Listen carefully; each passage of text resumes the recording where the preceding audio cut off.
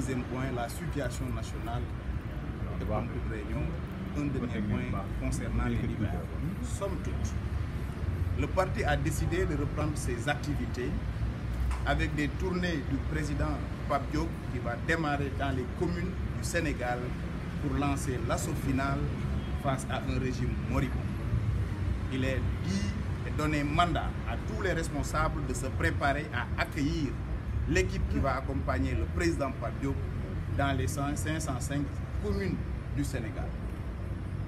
Sur le deuxième point, qui a attiré l'attention de plus d'un, c'était la situation nationale, dont l'élément saillant reste les Ngouyeri Dali.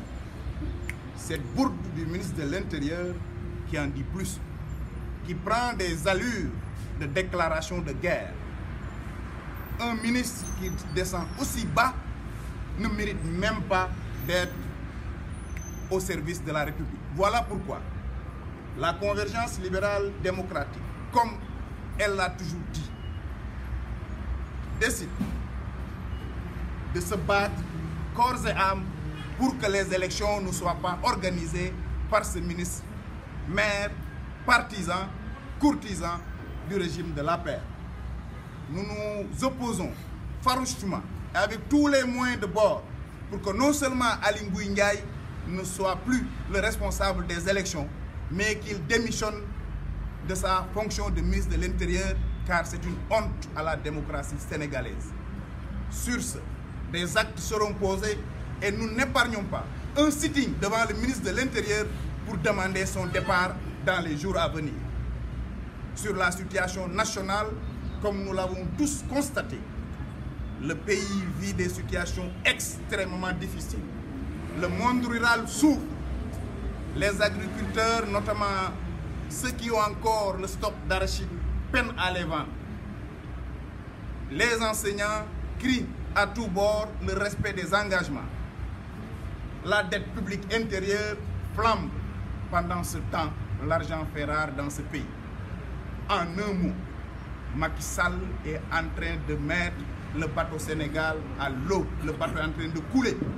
Il appartient aux Sénégalais, aux Sénégalaises de se donner la main, d'aller s'inscrire, même si nous constatons encore là une farce républicaine, un élan de coup d'État électoral. Car comment voulez-vous demander à des gens d'aller s'inscrire si ceux-là ne disposent même pas de leur carte d'identité? N'est-ce pas là encore une farce de mauvais goût? Mais il est dit, en tout cas, Bok Gis Gis invite la classe politique et les citoyens de tous bords à adopter une posture de résistance. Car nous avons été agressés, quand je dis nous, je parle des démocrates de ce pays, par ce régime à travers son ministre de l'Intérieur.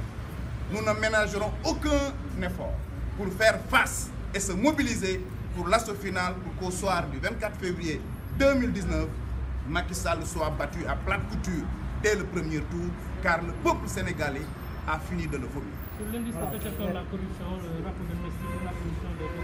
La position de Bok Gis Gis reste toujours la même. Parce que là aussi, le Premier ministre a fui le débat. Parce qu'en parcourant le rapport de long à large, il ne s'agit non pas seulement d'affaires des homosexuels. Sur cette question, la position de Bok Gis Gis est tranchée. Nous sommes un pays à majorité croyant.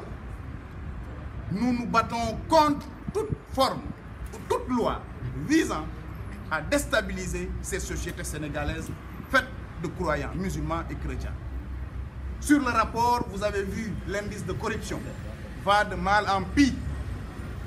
Qu'on nous dise qui finance la Fondation Servir le Sénégal. Qu'on nous dise où est passé les 140 et quelques milliards qu'on nous dit avoir perdu entre le ministre des Finances et le Trésor. Qu'on nous dise pourquoi ce directeur de compte épinglé se permet de pouvoir distribuer 300 millions dans un meeting.